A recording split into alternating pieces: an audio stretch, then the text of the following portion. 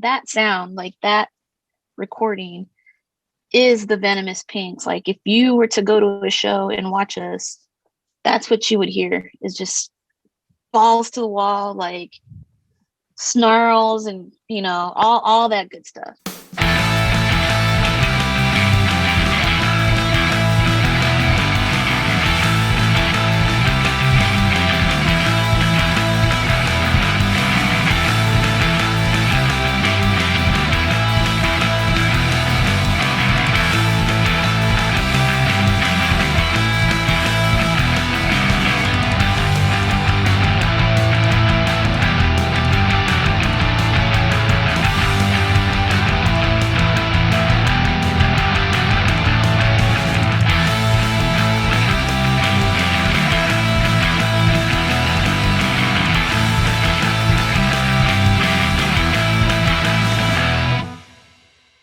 The Venomous Pinks. How are you doing?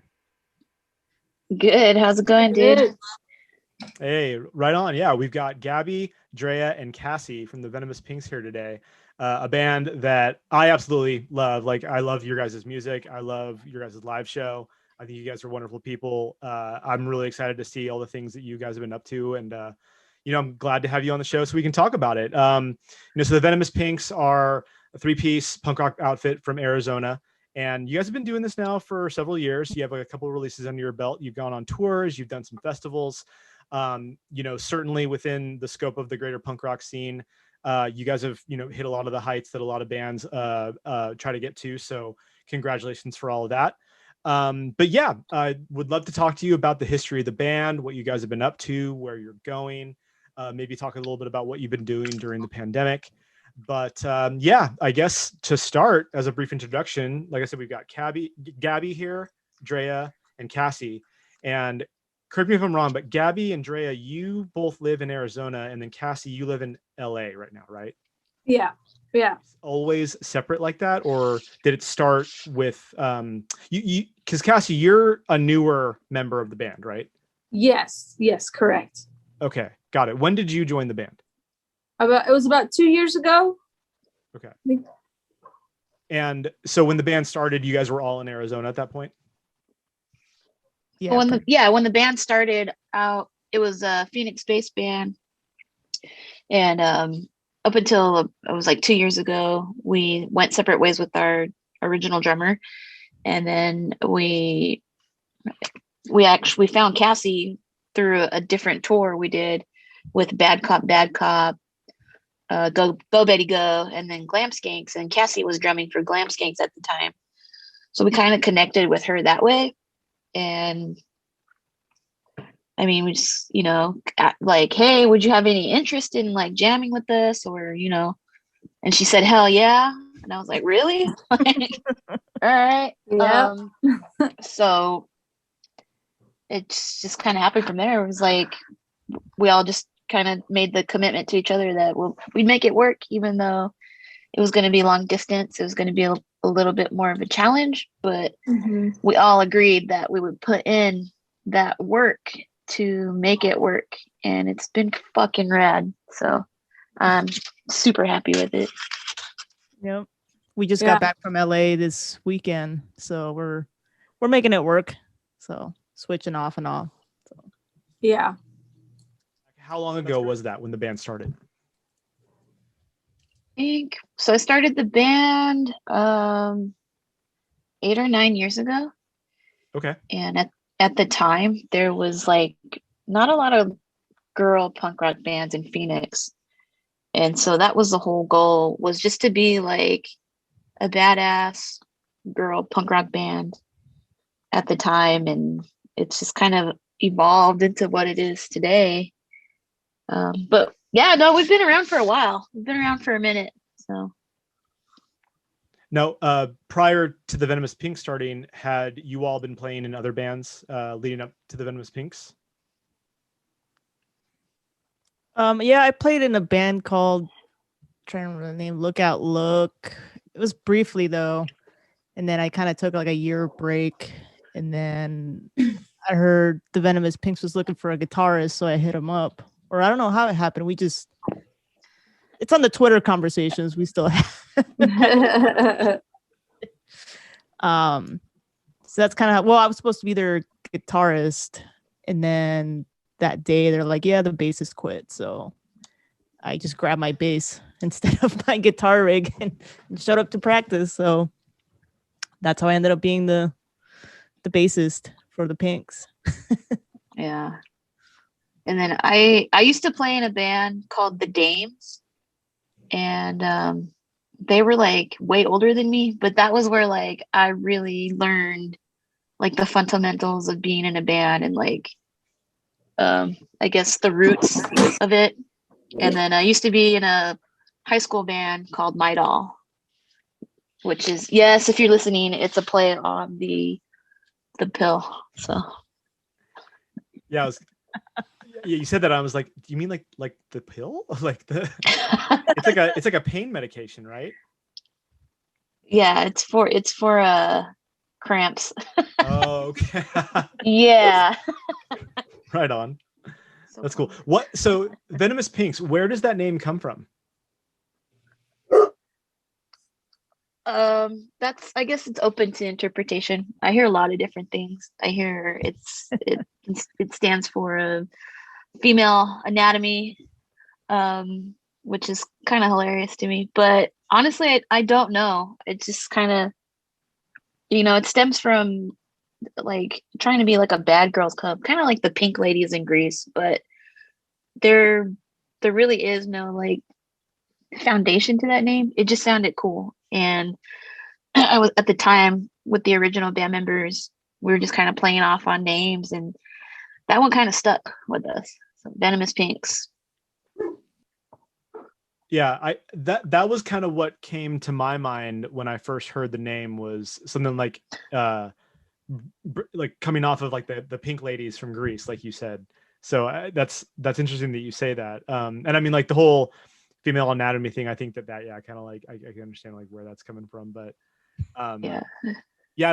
I think it's a cool name. I mean, it's definitely something that kind of keeps in your head, like when you see it for the first time.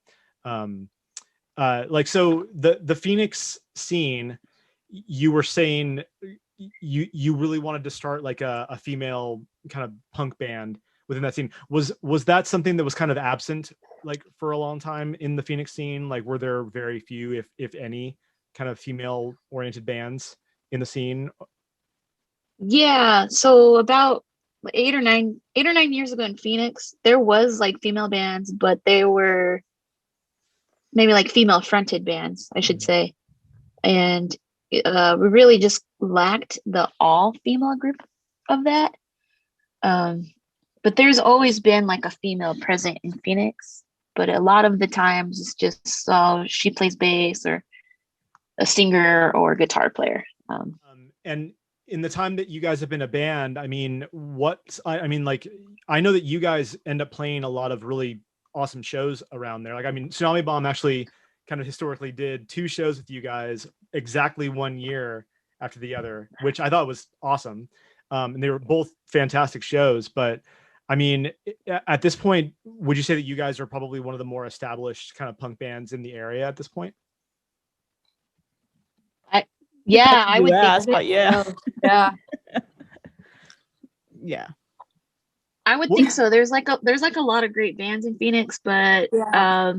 we've been around, so like it's just, it goes back to like just hustling and the hard work to like get on those bigger shows, and I mean, I think people know us. I don't know. Yeah. Oh, yeah. The Pinks. Yeah. Yeah. That's cool. Who like who else in the Phoenix scene right now is kind of doing some really cool shit that you would want to kind of call out? I would definitely recommend checking out Playboy Man Baby, because those guys, they're punk, but like they're their own unique, different style, and they get on festivals too, punk rock bowling, all that kind of stuff, and they've got a great following in Phoenix.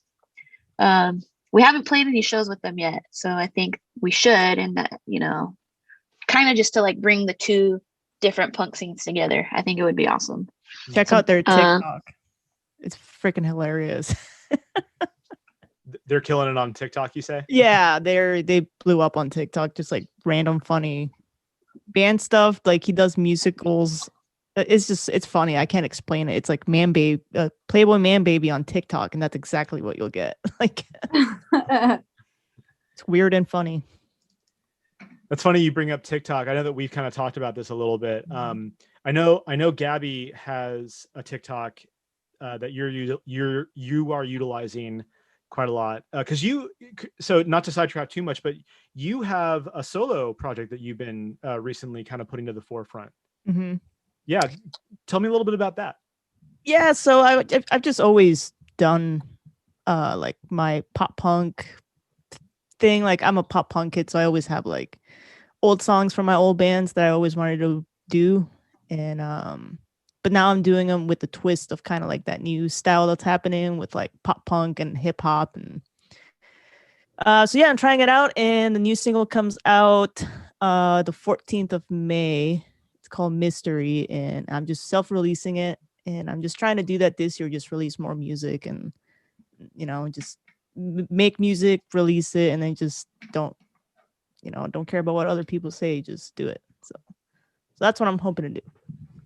Yeah, I love it. I think that's fantastic. I mean, because we were actually just talking about this, like a lot of musicians and a lot of bands just in general, there's this old kind of way of doing things where it's like, yeah, like you're getting ready to release your record, you partner with a record label, and then the idea is that they're going to help you with like releasing it and going through all those normal ways of doing it. But anymore, I mean, you have so many tools at your disposal to just put yourself out there. Like, I mean, TikTok, you can literally reach millions of people within the scope of like a day, if your video just takes off. Whether or not that translates to like sales or plays is another story, but you can be seen, and I mean, just imagine, like if we would have had that, like in like I don't know, like the early 90s or like the late 90s or like the early 2000s or something like that. I mean, I can say for sure, like it would have completely changed the way that bands like there would be bands that were probably totally in obscurity back then that would have obviously been elevated to like a whole nother level, versus the ones that kind of went through the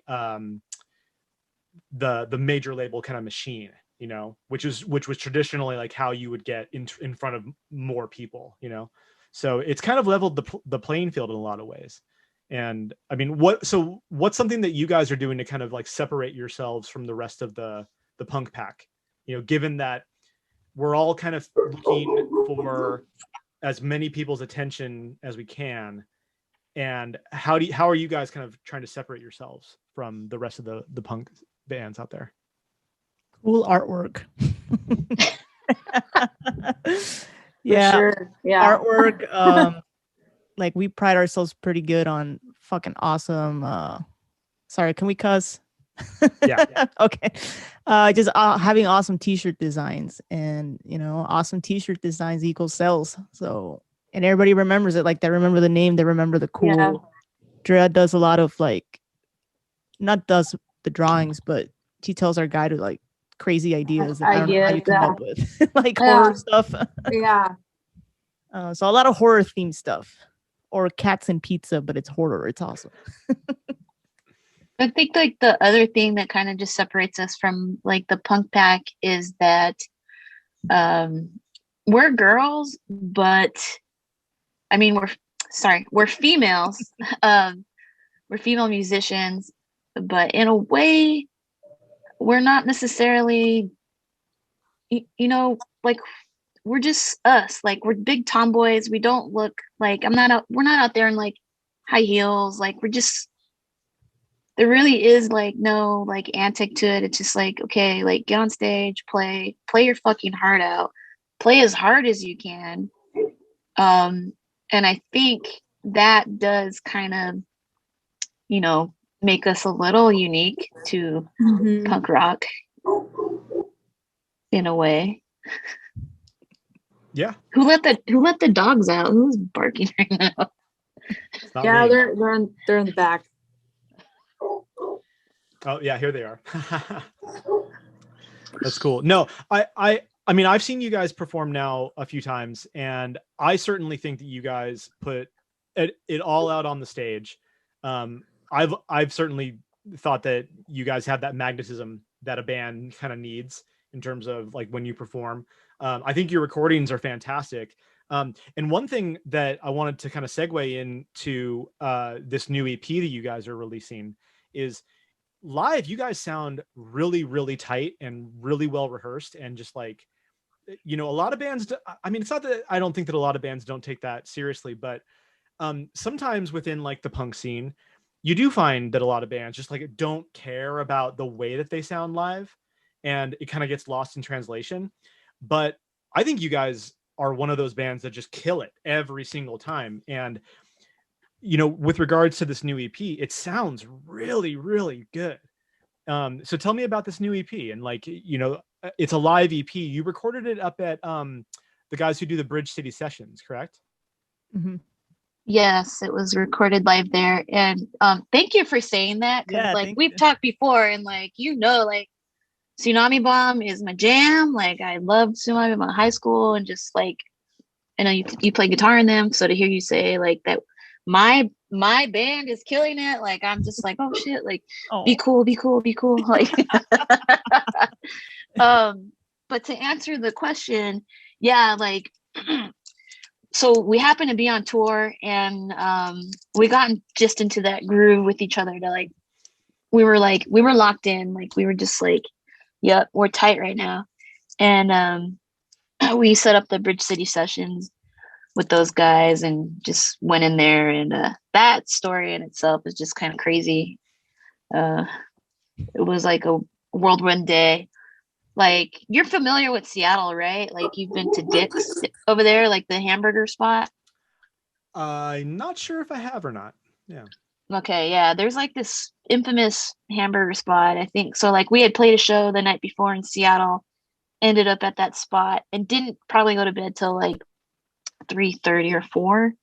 We had to be up early to drive from Seattle to Portland and make it into load-in time, which I think was like 12. So we're like little sleep, and you know how tour is, like you're just go go go, and exhausted. But it was kind of funny because we got there at 12, and I guess the camera guys still had to work their day jobs.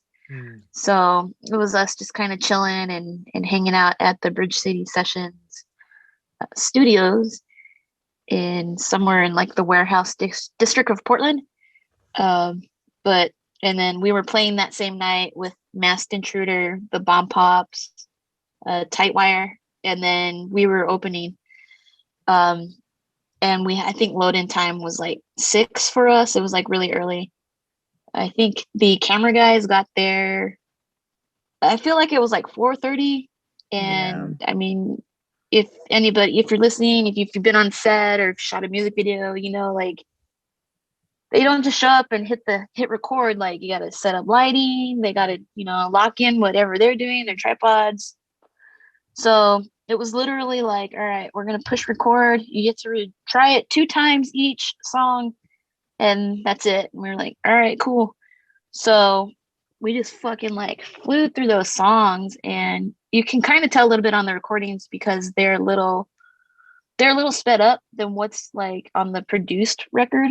But that sound, like that recording, is the Venomous Pinks. Like if you were to go to a show and watch us, that's what you would hear, is just balls to the wall, like snarls and, you know, all that good stuff. So we just kind of wanted to like put something out for our fans, just so that, you know, they could have it, since we've all, you know, haven't been able to go to shows in the last year. So yeah, out of curiosity, because I listened to the podcast episode that you guys did with like the story that you were talking about, and I thought it was really interesting because tour life can get kind of hectic, and you're trying to make these, you know, certain, you know, deadlines for time. And you're like, oh shit, we only have so much time, and like, oh fuck, are we gonna do this?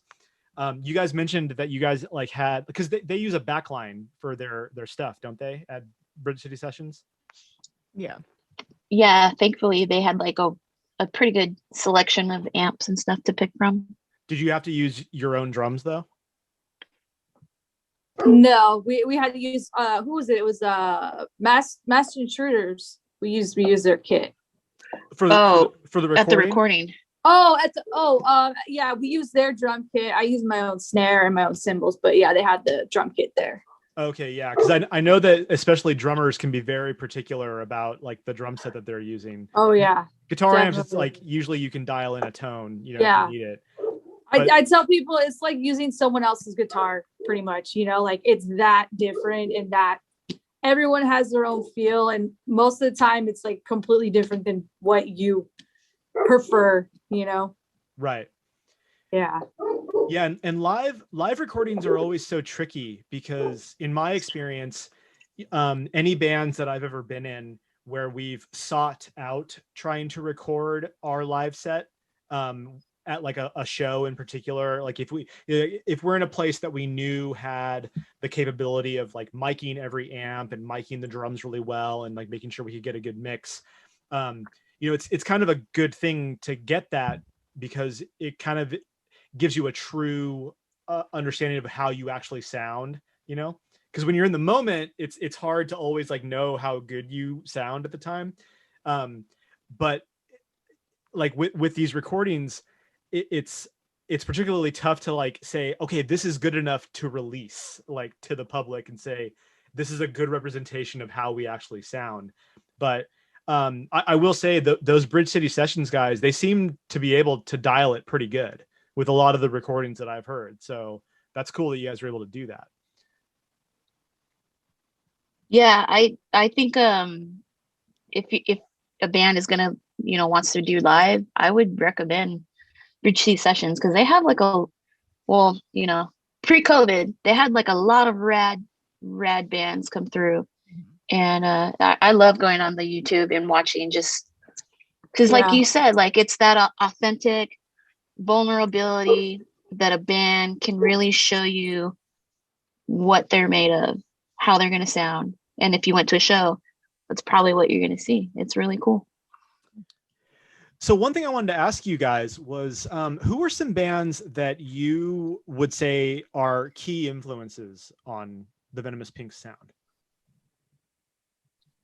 Well, it's a little different for all of us, but I'm pretty sure the main one I'm is asking like, all of you, so you know.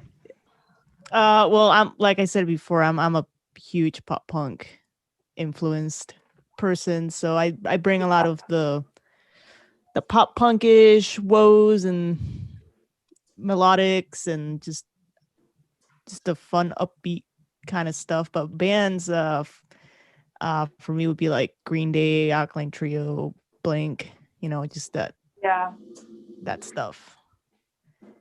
Cool. And I know for Cassie, almost the same. Almost the same, yeah. for sure. Sweet. Yeah. How about you, Drea? Not so much me. Mine are more like I guess. So I think a common ground for the band would be bands like AFI, TSOL, Joan Jett is a big one.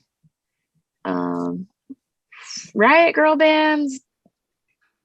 I mean, what is a Riot Girl band these days? Like, I don't really feel like we sound like any of those, but I hear Bikini Kill a lot, which is a nice compliment. But I mean, I'm like, I love the Lunatics. I love the Donnas. So I guess you could say the Bay Area bands influenced this band a lot. Yeah. Right on. And Cassie and I were just talking actually. So you were originally from the Bay Area and then moved to LA. And you mentioned that you joined the band Union 13, which I thought was fascinating because I'm like, holy shit, that's a band that I haven't heard of and thought about in a long time. But I definitely remember. Yeah. Yeah. That's killer. Yeah. Yeah, like and you were with them, you said, for like 8 or 9 years? Yeah. I actually met them in the Bay when they played Gilman. I went like super early and I got to hang out with them. They were there in their van and they were super nice and they were talking about how they needed a drummer. And I was just like, oh my God, you guys are one of my favorite bands. Like, please let me try out for you. Let me have a chance. You know, they're like, okay, well, send us a YouTube video. So a couple weeks later, I sent them a couple YouTube videos, which are still up on YouTube. And after that, they're like, all right, that's it. You're in. Got to move to LA. So I went from the Bay to LA, and I've been here ever since. I think that's awesome. Yeah. I mean, they were a band that was certainly noteworthy for quite a long time. Oh, you know, yeah. Because they had an affiliation with Epitaph Records and like those guys in Rancid. Yeah. And we were talking about the fact that I had seen them years ago, back when I was in high school, when they did a tour with Voodoo Glow Skulls and stuff. So yeah, that's killer. Yeah. Yeah. Thank you. So one thing I wanted to ask you, you guys have done a little bit of traveling. You guys have gone overseas before and done some shows. What are some of like the shows that you would say were like the big highlights for you in the time that the band's been around?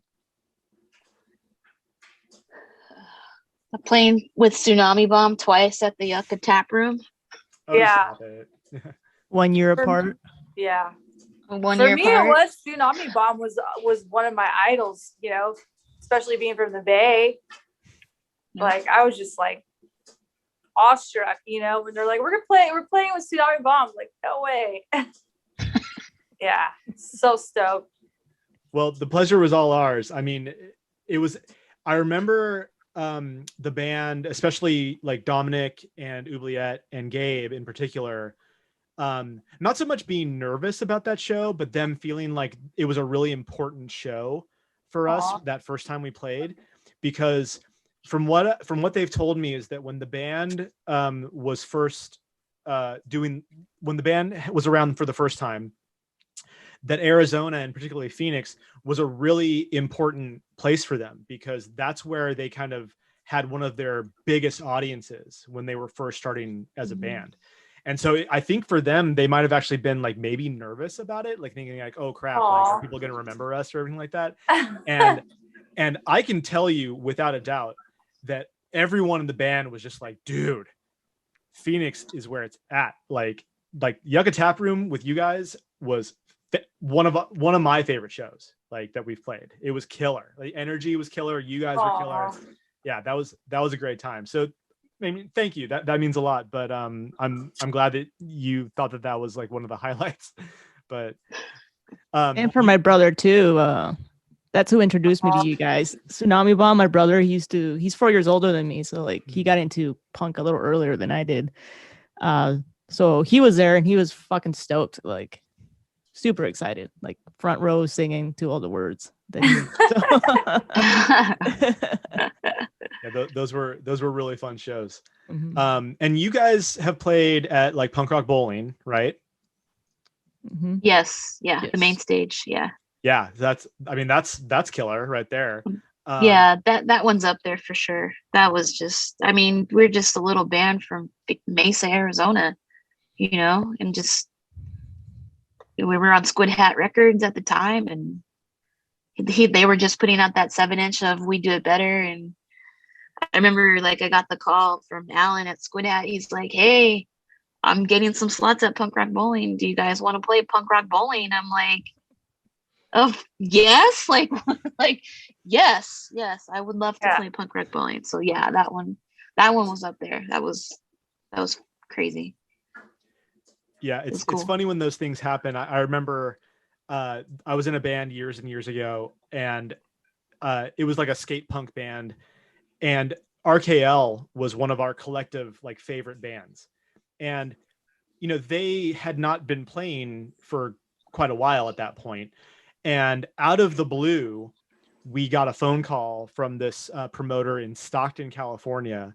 And she just, said, hey, yeah, I'm looking for California Redemption. We had spoken months ago about booking or whatnot, and I didn't have anything then, but I have a show offer. It's with this band called RKL. And I'm like, yes, The answer is yes. We would like to play. Like, I remember I confirmed it before even like asking the rest of the band. And I was like, guys, we're playing with RKL. They're like, what? So, yeah. But those are great little experiences. And I see that you guys have Brack Rock in Belgium on the books. Yes. I mean, at this point, is that still happening? I think so. I think so. I've heard it wasn't. But I haven't heard from Brack Rock like what's going on. Rebellion. We're supposed to play Rebellion too in not Liverpool, Blackpool. Okay. Yeah. So 2 big festivals out there. Hopefully. Are you planning to do like an additional touring cycle between those? Yes. Is it on the books? We're in the process of doing it, but it's just kind of like it's hard right now just because everything's still kind of up in the air. Yeah. So yeah. Well, I hope it works out. Thank you.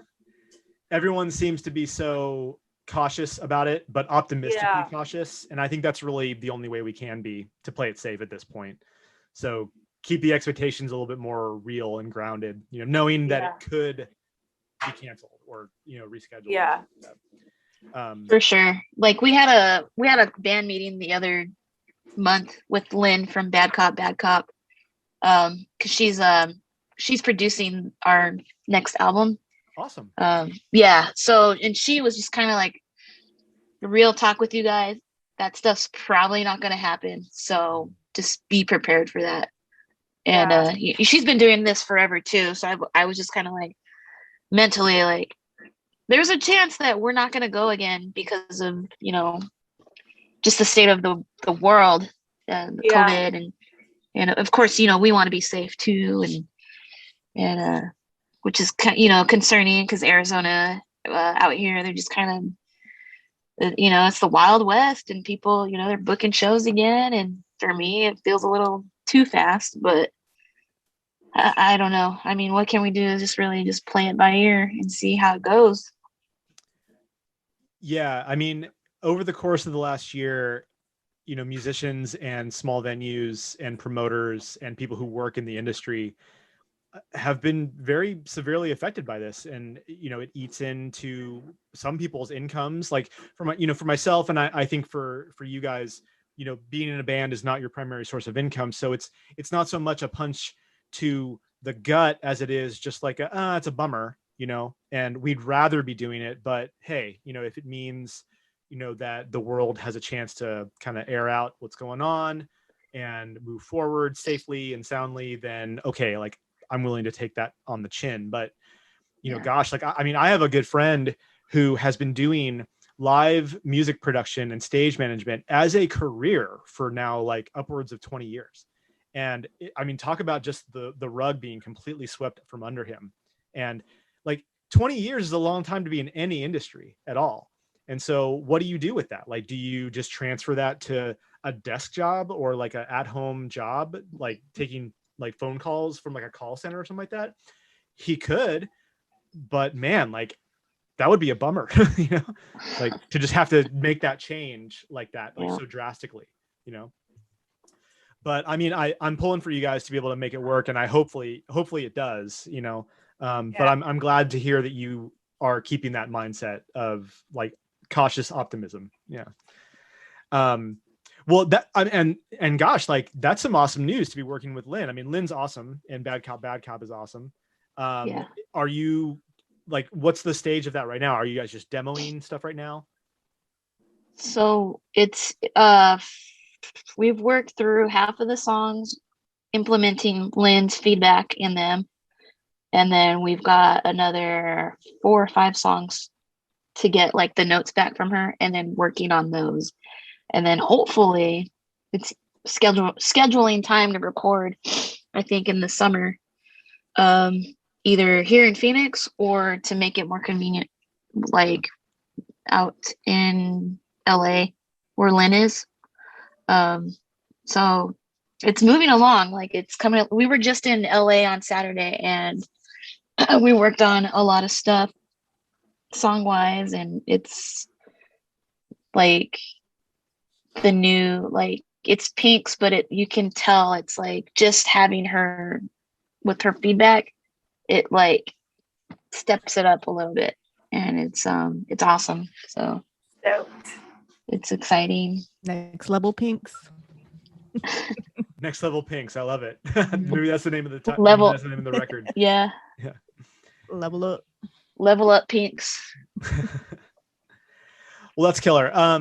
So yeah, I mean, I wanted to move on to a couple of questions that I ask every guest that I have here. The first one being, if you had to name some bands that you really think that people should have on their radar right now, who would they be? Decent Criminal. And that's not just because they're on your label. They're fucking awesome. Like when we interviewed you, I don't know, I researched your label and I'm like, I've heard of these guys before, but I never actually listened.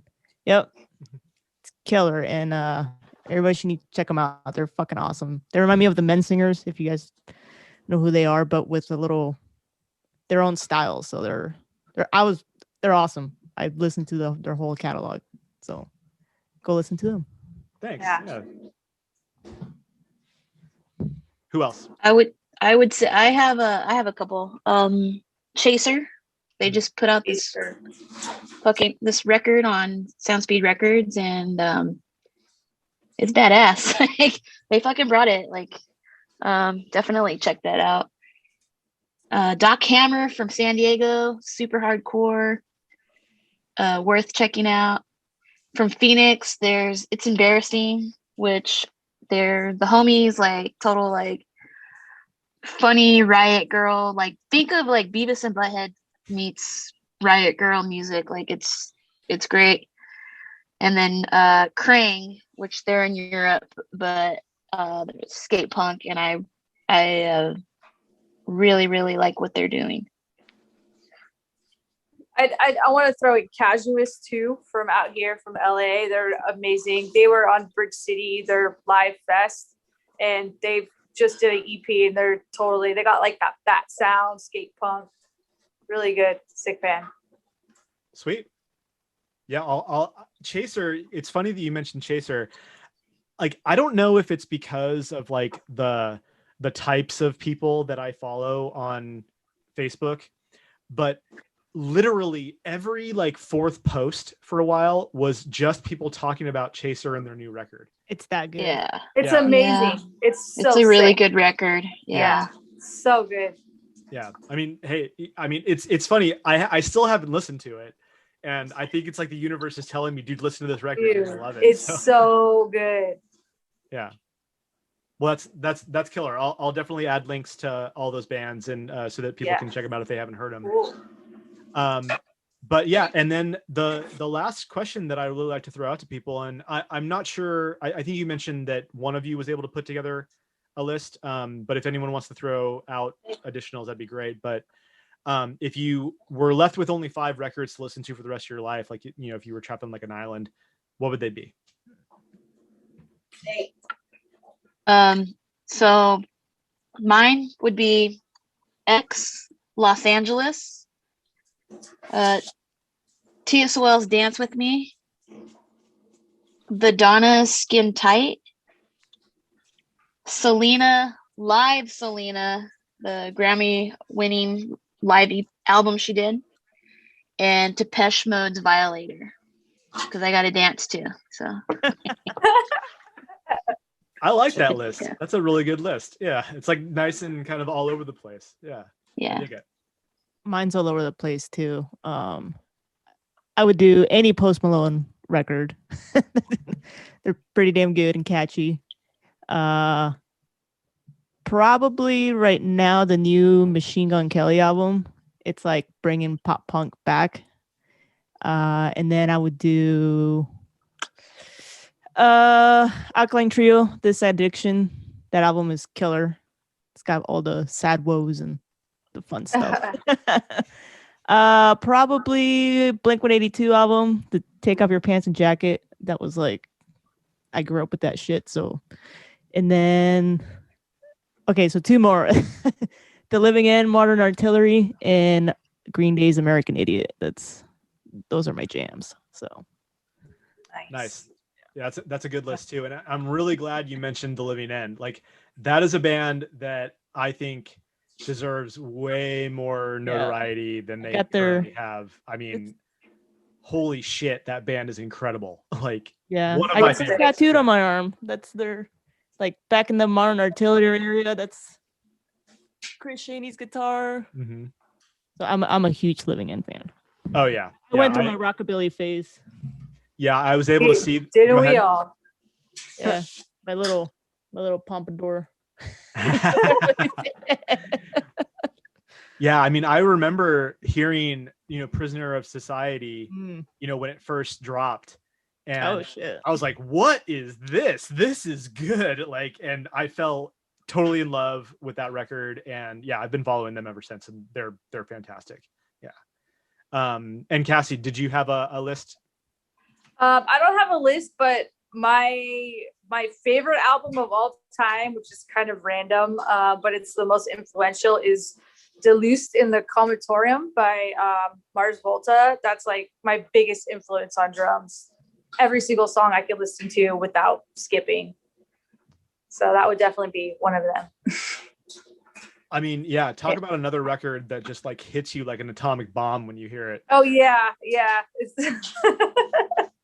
Yeah. I mean, those guys from At the Drive-In, man, like everything that they've touched so far has been just incredible. And yeah, depending on what end of the spectrum you want to go with, because like, here they are with like At the Drive-In, which is just this crazy like post-punk weird outfit. Yeah. And then three of them go on to do Mars Volta, and then originally three of them go on to do Sparta, which I think Sparta's great too. Sparta's great too, definitely. Yeah. Another undersung band in my humble opinion. And then Mars Volta just like basically became Pink Floyd and just did their own thing and just like, we're gonna treat all of this as if you're on mushrooms and just we're gonna go for it. But anywho, thank you for that. I'm always interested in hearing what people's like kind of favorite records or like their go-to records are. So I appreciate it. But it's been wonderful having you on here. I love catching up with you. I really hope that Tsunami Bomb is able to play a show with you guys again soon. I did notice too, you guys are supposed to play with, what is it, Agent Orange later this year? Yeah, Agent Orange back at the Yucca Tap Room. So killer. That'll be a October. Nice yeah. Agent Orange are always fun to watch live too. But and then you guys hopefully will get Brack Rock and Rebellion, and then I don't know if you guys are intending on going to Punk Rock Bowling if it happens or not, just as spectators or not. But I'm considering going to it. Let's hope that it happens because I think it's a great lineup. But new digital live EP, go check it out. They have a 7-inch that recently came out via Die Laughing Records, or you can get it from the band as well. The Venomous Pinks, lovely to have you. Talk to you guys soon. Thanks, Andy. Thanks.